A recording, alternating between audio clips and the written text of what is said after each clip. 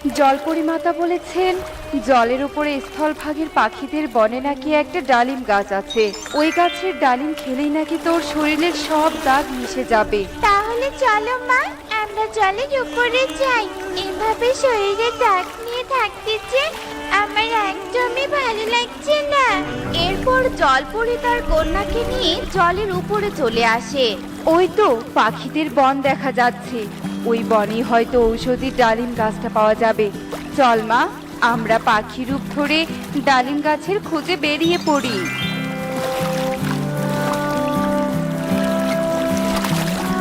ওই তো তান্ত্রিককে পেয়েছি। তান্ত্রিককে জিজ্ঞেস করতে হবে যে ডালিম গাছটা কোথায় আছে। তান্ত্রিক বাবা, আমাকে একটু সাহায্য করুন না, আমরা যে বড় বিপদে পড়েছি। কি বিপদে পড়েছিস বল দেখি।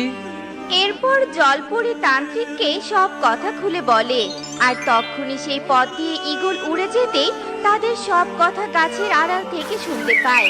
এই পাখিরা জলপরি, তাহলে তো এদের ধরে ফেলতেই হবে। এই বনের উত্তরের পাহাড়ের কাছে ওই ডালিম গাছ আছে।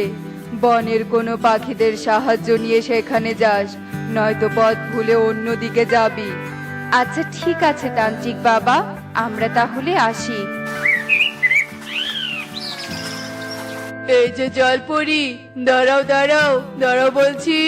মা, মা, দাঁড়াও এখানে। ওই পাখিটা আমাদেরকে ডাকছে। এ কি পাখি, তুমি কিভাবে জানলে যে আমরা জলপরি? তান্ত্রিক আমাকে বলেছে, আর তোমাদের সাহায্য করার জন্যই তান্ত্রিক বাবাই আমাকে পাঠিয়েছে। তোমরা আমার পিছু পিছু এসো, আমি তোমাদের ওই ডালিম গাছের কাছে নিয়ে যাব। আচ্ছা ঠিক আছে, চলো। এরপর ঈগল জলপরীদের নিয়ে উড়তে থাকে, আর উড়তে উড়তে তারা জঙ্গলের ভিতরে একটা বেলুন বাড়ির কাছে চলে যায়। এই যে পাখি, আমাদের এখানে নিয়ে আসলে কেন? তান্ত্রিক তো পাহাড়ের কাছে যেতে বলেছে।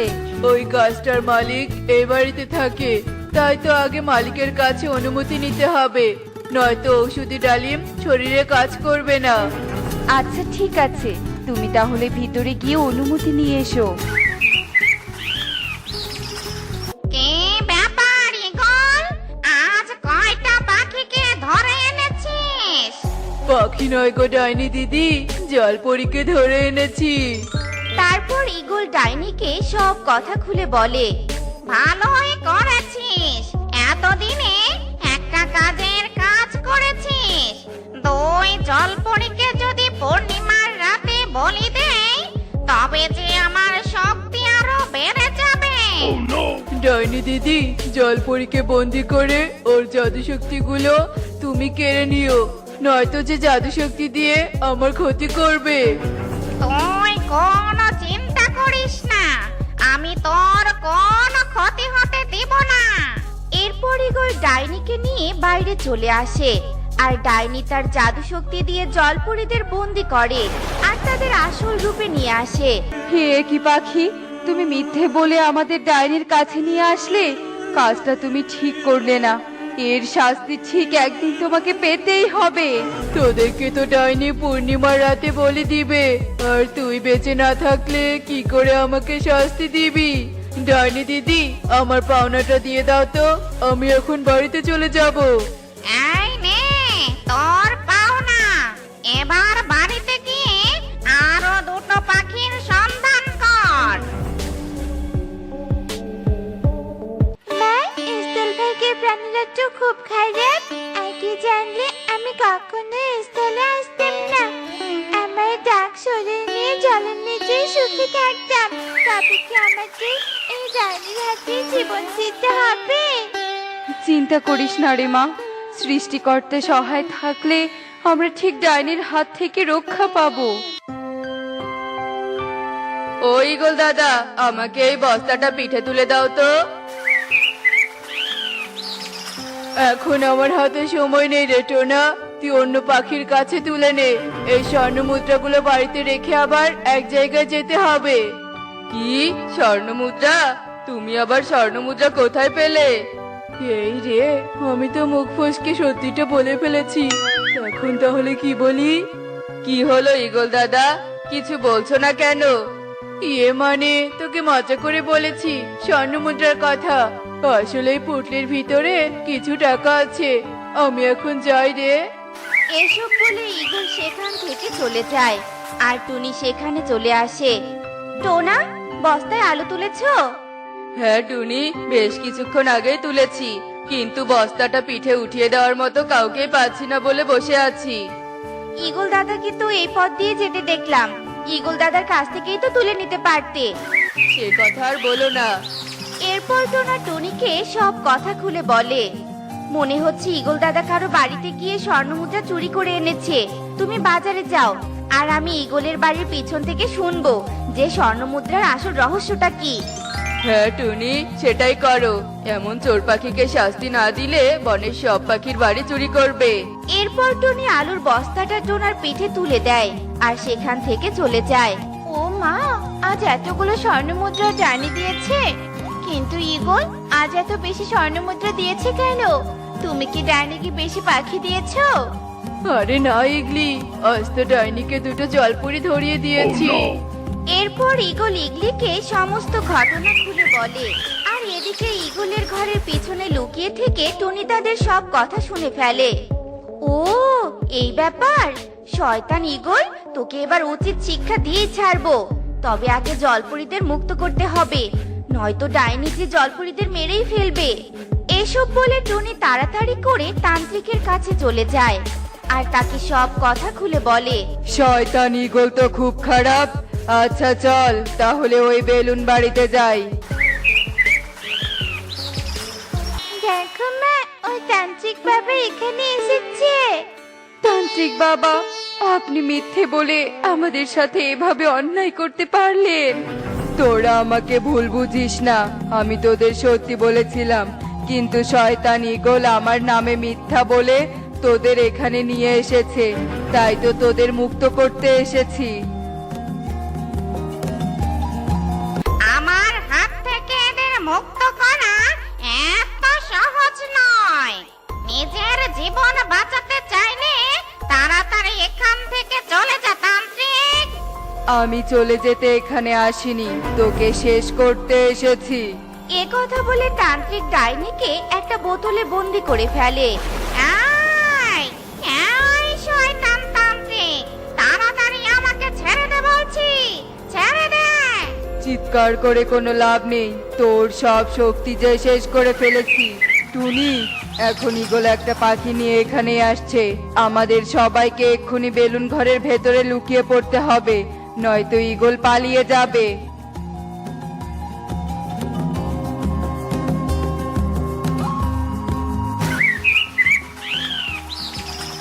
এই বাড়িতে একটা দিদি থাকে, আর ওই দিদি তোকে অনেকগুলো চকলেট দিবে। তাই নাকি আঙ্কেল? তাহলে ওই মাসিকে তাড়াতাড়ি চকলেট আনতে বললো। বলছি, দিদি দিদি তাড়াতাড়ি বাহিরে এসো, পাশের বন থেকে আমি একটা ছোট্ট ছানাকে এনেছি। আগে তোকে চকলেট দেব, তারপর ওই ছানাকে দেব শয়তান ঈগল। ইয়ে মানে তোমরা সবাই এখানে কি করছো? সেটা তো তুই ভালো করে জানিস। তান্ত্রিক বাবা, এই পাখিকে কঠিন শাস্তি দিন। এরপর তান্ত্রিক জাদু দিয়ে ঈগলকে একটা সাপ বানিয়ে দেয়। আমাকে তোমরা সবাই ক্ষমা করে দাও, দয়া করে আমার রূপ ফিরিয়ে দাও। সত্যি বলছি, আর কখনো কারোর সাথে এমন অন্যায় করব না। তোমার মতো খারাপ পাখিকে ক্ষমা করা যায় না। তুমি অনেক পাখিদের জীবন নিয়েছো, আজ আমাদের জন্য 3 জনের জীবন বেঁচে গেল। হ্যাঁ, আমি টাকার লোভে দূরের বন থেকে প্রতিদিন একটা করে পাখি এনে ডাইনিকে দিয়েছি, কিন্তু এখন থেকে এই কাজ আর করব না। তোর মতো খারাপ পাখি কোনো বিশ্বাস নেই। এখন এখান থেকে যাবি নাকি তোকে বোতলে বন্দি করব?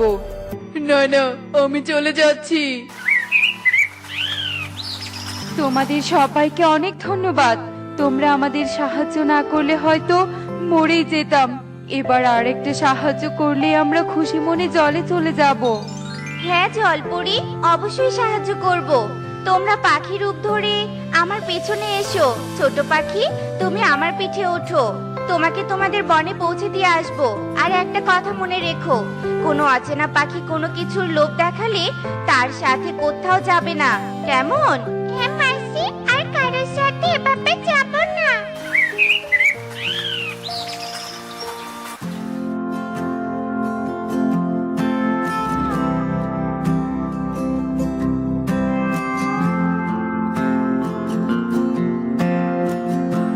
দেখো মা, দেখো আমার শরীরের সব দাগ দূর হয়ে গেছে।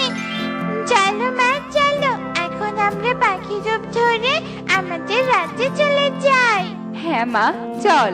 আর টুনি, এই সোনার থালাটা তোমার জন্য। তোমার উপর খুশি হয়ে তোমাকে উপহার দিলাম। এখন আমরা চলি।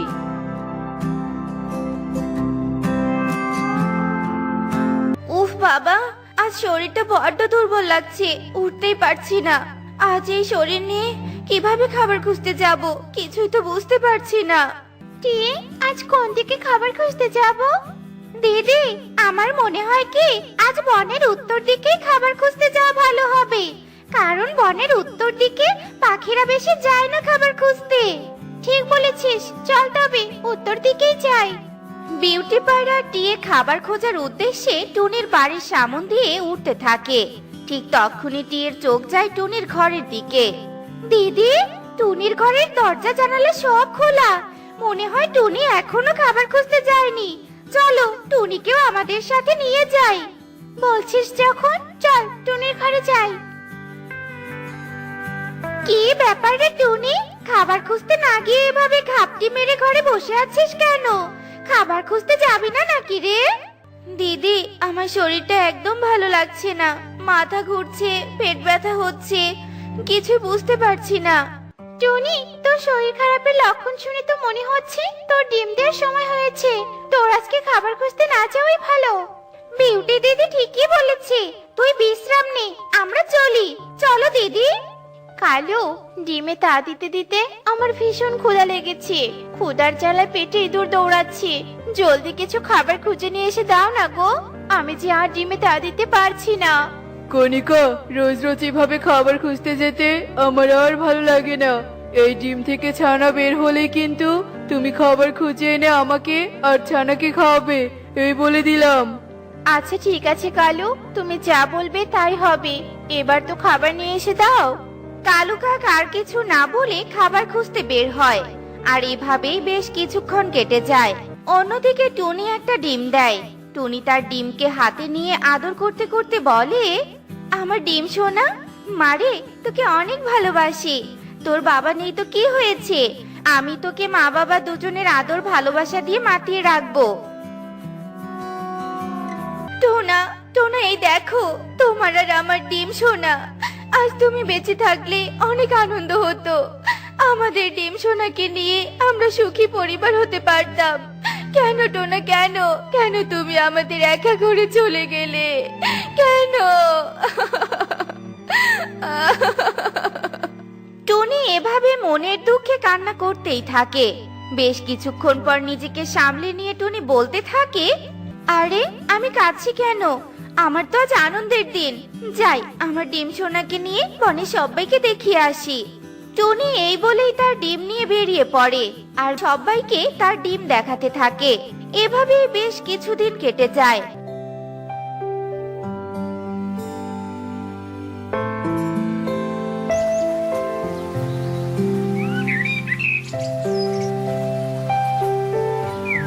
এদিকে কণিকার ডিম থেকে একটা ছানা বেরিয়ে আসে। কালু, আমাদের ছেলে সন্তান ডিম থেকে বেরিয়েছে। আমাদের ছানার কি নাম রাখবে? আমাদের ছানার নাম কনক। আজ থেকে আমরা ওকে এই নামেই ডাকবো। দাও, ওকে আমার কাছে দাও। আজ থেকে ঘরের খাবার শেষ। আমার ছানারও আমার কাছে আসার সময় হয়েছে। আমার ছানা ডিম ফুটে আমার কাছে আসলে ভালোভাবে উঠতে না পারা পর্যন্ত তো ঘর থেকে বেরিয়ে হতে পারবো না। না, আর দেরি নয়, আজকে আমাকে একসাথে অনেক দিনের খাবার খুঁজে নিয়ে আসতে হবে। ডিম সোনা, তুই মন খারাপ করিস না। এই বলে টুনি ঘরে ডিমকে একা রেখে খাবার খুঁজতে বেরিয়ে পড়ে। টুনি সারাদিন খুঁজে খুঁজে অনেক খাবার জোগাড় করে। যা খাবার পেয়েছি তা দিয়ে 1 মাস কেটে যাবে। ডিম শোনার জন্য বড্ড মনটা ছটফট করছে। যাই বাবা, তাড়াতাড়ি বাড়িতে যাই। কালু, কনকের ক্ষুধা লেগেছে, তাড়াতাড়ি কিছু মিষ্টি ফল নিয়ে এসো, কনক খাবে। কণিকা, আমি খাবার খুঁজতে যেতে পারবো না, তুমি যাও কনকের জন্য খাবার নিয়ে এসো। তুমি কি ভুলে গিয়েছো ডিমে তা দিতে দিতে আমার শরীর দুর্বল হয়ে গিয়েছে। আমি সুস্থ না হওয়া পর্যন্ত খাবার খুঁজে আনতে পারবো না। আমিও পারবো না কণিকা। পারবে না তাই তো? আচ্ছা ঠিক আছে, আমি এক্ষুনি কনককে নিয়ে বাপের বাড়ি চলে যাচ্ছি। এই না না বউ, বাপের বাড়ি চলে যেও না, আমি এক্ষুনি কনক আর তোমার জন্য মিষ্টি ফল খুঁজে নিয়ে আসছি। এই বলে কালু কাক বেরিয়ে পড়ে। কালু এদিক ওদিক উড়ে মিষ্টি ফল খুঁজতে থাকে। ঠিক তখনই কালুর চোখ পড়ে টুনির উপর। এ আমি কি দেখছি, ছোট্ট টুনির কাছে এত শস্যদানা ফলমূল। টুনিকে দেখে ভালোই হলো, আমাকে কষ্ট করে আর খাবার খুঁজতে হবে না, টুনির খাবারগুলোই ছিনিয়ে নিব আমি। হা হা হা হা হা। এই ছোট্ট টুনি, তোর কাছে এতগুলো খাবার কোত্থেকে এলো? তুই নিশ্চয়ই খাবারগুলো চুরি করেছিস তাই না? সত্যি করে বল, কার বাড়ি থেকে এতগুলো খাবার চুরি করেছিস? কি বলছো এসব কালু দাদা? আমি এগুলো চুরি করিনি। সেই সকাল থেকে অনেক কষ্টে খুঁজে খুঁজে আমি এগুলো সংগ্রহ করেছি, বুঝেছো? তার মানে তুই চুরি করিসনি? তবে চুরি কর আর না কর, তোর খাবারের উপর আমার নজর পড়েছে, এই খাবারগুলো আমাকে দিয়ে দে বলছি। কখনোই না, এই খাবার তোমাকে আমি কিছুতেই দিব না। তুই দে আর না দে, আমি ছিনিয়ে নিতে জানি। হা হা হা হা হা। বলে কালু টুনির দিকে এগোতে থাকে আর টুনি খাবার নিয়ে পেছোতে থাকে। কালু দাদা, হ্যাঁ একদম আমার দিকে এগোবে না, ভালো হবে না কিন্তু। বলতে বলতে টুনি খাবারগুলো নিয়ে প্রাণপণ উঠতে থাকে। টুনিকে উঠতে দেখে কালু ও টুনিকে তাড়া করতে থাকে। টুনি দাঁড়া বলছি, দাঁড়া, খাবারগুলো আমাকে দে, নয়তো আমি ধরতে পারলে তোর 12টা বাজাবো। কালু দ্রুত উড়ে টুনির অনেকটা কাছে চলে আসে। এই দেখে টুনি সাহায্যের জন্য চিৎকার করতে থাকে। বাঁচাও আমাকে, কালুর হাত থেকে বাঁচাও, কেউ সাহায্য করো আমাকে, কেউ সাহায্য করো। টুনি আর কালুর কিছুটা দূরে একটা গাছের ডালে তোতা আর কবুতর বসেছিল। ওরা টুনির চিৎকার শুনে টুনিকে সাহায্য করার জন্য টুনির কাছে চলে আসে। টুনি বোন, কি হয়েছে তোর? এমন করে চিৎকার করছিস কেন? দাদা, এই কালু আমার খাবার ছিনিয়ে নেওয়ার জন্য আমাকে তাড়া করছে। কিরে কালু, টুনি যা বলছে তা কি সত্যি? অবশ্যই সত্যি টুনি, ভালো ভালো বলছি, খাবারগুলো আমাকে দিয়ে দে। তোর সাহস তো হেব্বি রে কালু, আমাদের সামনেই একটা মেয়ে পাখির কাছ থেকে খাবার ছিনিয়ে নিতে চাচ্ছিস? তোকে তো মজা দেখাতেই হয়। এই তোতা, ধর কালুকে। মারো, বেশি করে মারো, যেন ভবিষ্যতে আর কোনো মেয়ে পাখির খাবারের দিকে নজর না দেয়। তোতার কবুতর কালুকে মারতেই থাকে। কালু ওদের হাত থেকে নিজেকে ছাড়িয়ে পালাতে পালাতে বলতে থাকে, টুনি মনে রাখিস, আমি এর প্রতিশোধ নিবই নিব। দাদারা, তোমাদের অনেক ধন্যবাদ, তোমাদের এই ঋণ আমি কোনোদিন শোধ করতে পারবো না। বনের কেউ বিপদে পড়লে তাকে সাহায্য করা আমাদের কর্তব্য। যা বোন, ঘরে যা। কি, ওই ছোট্ট টুনির এত বড় সাহস? কবুতর আর তোতাকে দিয়ে তোমাকে মার খাওয়ায়? আজ থেকে ওর উপর কঠোর নজর রাখবে, যেদিনই সুযোগ পাবে তোমাকে মারার প্রতিশোধ নেবে, এই আমি বলে দিলাম। যাও কালু, এখন বিশ্রাম করো, আমি দেখি কোনো খাবার পাই কিনা। এভাবেই বেশ কিছুদিন কেটে যায়।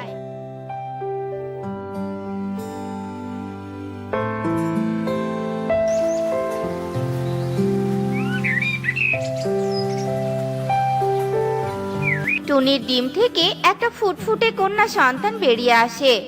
আমার টুকি সোনা, মা তোকে অনেক অনেক ভালোবাসবো। ডিম থেকে ছানা বেরিয়েছে, এবার এবার আমাকে একটা চালাকি করতেই হবে। জানো কণিকা, টুনির ছানা হয়েছে। আরে বাহ, এ তো অনেক ভালো খবর। এই সুযোগ টুনিকে একটা শাস্তি দিতেই হবে। হ্যাঁ কণিকা, শোনো, আমি একটা চালাকির ফোন দিয়ে এঁটেছি।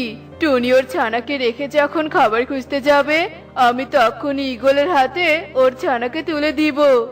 কিন্তু কালু, তুমি যে বলেছিলে টুনি অনেক খাবার সংগ্রহ করে রেখেছে, তাহলে ও খাবার খুঁজতে কেন যাবে? যাবে বউ যাবে, খাবার খুঁজতে ঠিকই যাবে, কারণ ওর ঘরে সংগ্রহ করে রাখা খাবার সব যে আমি চুরি করবো। হা, হা, হা, হা, হা। তাও আবার আজ রাতেই। এভাবেই দেখতে দেখতে দিনের আলো নিভে গিয়ে রাত নেমে আসে।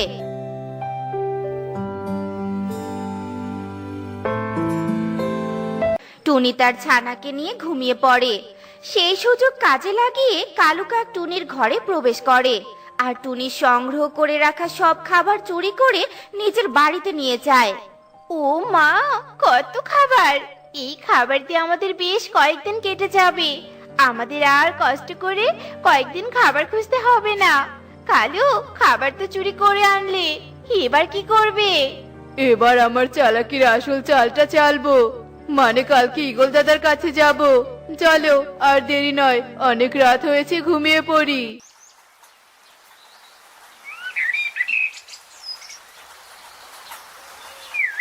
এ কি, ঘরে তো একটাও খাবার নেই। এত সব খাবার গেল কোথায়? হায় হায়, ঘরের জানালাও খোলা। তার মানে আমার সব খাবার চোর চুরি করেছে। চোর রে চোর, খাবার চুরি করার আর সময় পেলি না। আমার ছানা এখনো ঠিক মতো উঠতে পারে না, আর এই সময় আমার ঘরে আবার চুরি করা লাগে। এবার আমি কি করব? টুকি মা এখনো ঘুমিয়ে। এক কাজ করি, ও জেগে ওঠার আগে আমি খাবার খুঁজে নিয়ে আসি। যেই ভাবা সেই কাজ। টুনি তার ছানাকে ঘুমের মাঝে রেখে খাবার খুঁজতে বেরিয়ে পড়ে। কালু কাক কিছুটা দূর থেকে এই দৃশ্য দেখে বলে, বেরিয়েছে, চালাকি কাজে লেগেছে। এখন শুধু ঈগল দাদাকে ডেকে আনার পালা। ঈগল দাদা, ঈগল দাদা, তোমার জন্য একটা সুখবর এনেছি। সুখবর? আমার জন্য সুখবর? বল দেখি শুনি, কি সেই সুখবর? দাদা, টুনি বেশ নাদুস নুদুস একটা ছানা দিয়েছে, আর ওই ছানাকে ঘরে রেখে ও খাবার খুঁজতে বেরিয়েছে। তুমি তাড়াতাড়ি গিয়ে ওই ছানাকে তোমার ব্রেকফাস্ট বানিয়ে নাও। সত্যি বলছিস? তাহলে আমি এক্ষুনি যাব। টুনি, চালাকি করে তোর সংগ্রহে সব খাবার চুরি করেছি, যাতে তুই তোর ছানাকে রেখে বাইরে বের হোস। আর এখন ঈগলকেও পাঠিয়েছি তোর ছানাকে খেতে। এবার বুঝবি ছোট টুনি, কালুর সাথে পাঙ্গা নেওয়ার মজা। কালুর বলা প্রত্যেকটা কথা টুনি শুনতে পায়। তার মানে সব চালাকি কালুর। ওদিকে ঈগল যাচ্ছে আমার ছানাকে খেতে। না না, ঈগলের আগে গিয়ে আমার ছানাকে বাঁচাতেই হবে। টুনি সেখান থেকে দ্রুত উঠতে থাকে তার বাড়ির দিকে। বেশ কিছুক্ষণ পর টুনি ঈগলের আগে তার বাড়িতে পৌঁছে যায় আর তার ছানাকে অক্ষত দেখে। আমার ছানা, আমার ছানা ঠিক আছে। হে বিধাতা, হাজার হাজার শুকরিয়া তোমার কাছে।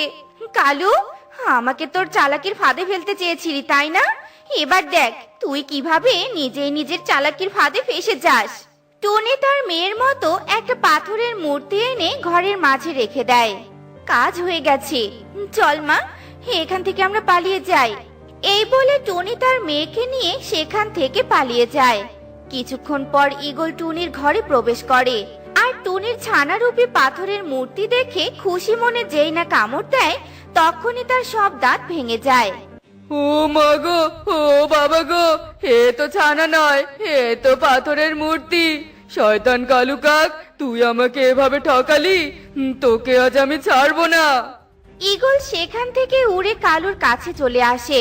কালু ঈগলকে দেখে বলে, কি ব্যাপার দাদা, খেয়ে বেশ শান্তি পেয়েছো তাই না? শান্তি না ছাই, তোর জন্য আমার সমস্ত দাঁত ভেঙেছে। আজ আর তোর রেহাই নেই রে, রেহাই নেই। নয় হ্যাঁ, টুনির ছানা খেতে পারিনি তো কি হয়েছে, তোকে আজ আমি স্যুপ বানিয়ে খাবো। ওরে বাবা, কালু পালা রে পালা, বাঁচতে চাইলে পালা। এই বলে কালু উঠতে থাকে আর ঈগলও কালুকে তাড়া করতে থাকে। অন্যের জন্য চালাকির ফাঁদ পেতে সেই ফাঁদে আমিই পড়লাম। বেঁচে থাকলে আর কখনো অন্যের ক্ষতি চাইবো না। ঈগল দাদা, ক্ষমা করে দাও।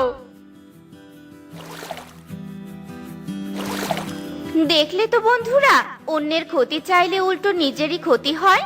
তাই আমরা কখনো কারো ক্ষতি চাইবো না, সব সময় সবার ভালো চাইবো আর সবাইকে উপকার করব। তো বন্ধুরা, এমনই সব মজার মজার শিক্ষণীয় টুনি পাখির গল্প পেতে আমাদের পাশেই থেকো। আর গল্পগুলো কেমন লাগছে তা কমেন্টে জানাতে ভুলো না কিন্তু। Bye bye.